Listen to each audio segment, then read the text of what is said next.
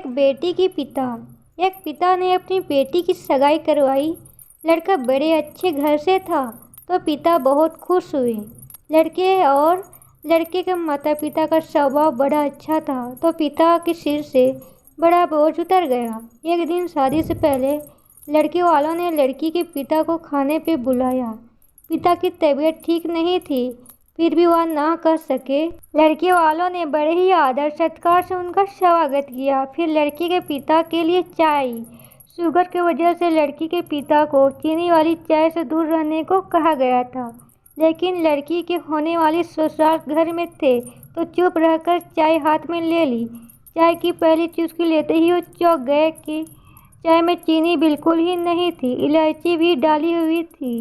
वो सोच में पड़ गए कि ये लोग भी हमारी जैसी ही चाय पीते हैं।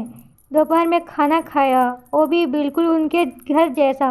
दोपहर में आराम करने के लिए 2 तकिए, पतली चादर। उठते ही 100 कप पानी पीने के लिए दिया गया। वहाँ से विदा लेते समय उनसे रहा नहीं गया। पूछ बैठे, मुझे क्या खाना है, क्या पीना है, मेरी सेहत के लिए क्या अच्छा है, ये परफेक्टली आपको कैसे पता है? तो बेटी की सास ने धीरे से कहा, कल रात को ही आपकी बेटी का फ़ोन आया था और उसने कहा कि मेरे पापा का स्वभाव से बड़े सरल है, बोलेंगे कुछ नहीं, प्लीज़ अगर हो सके तो आप उनका ध्यान रखिएगा। पिता की आंखों में आंसू आ गए।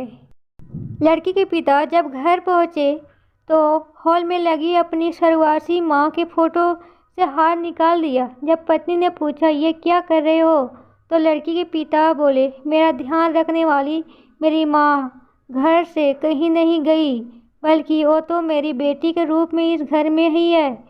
और फिर पिता की आंखों में आंसू झलक गए और वो फपक कर रो पड़े।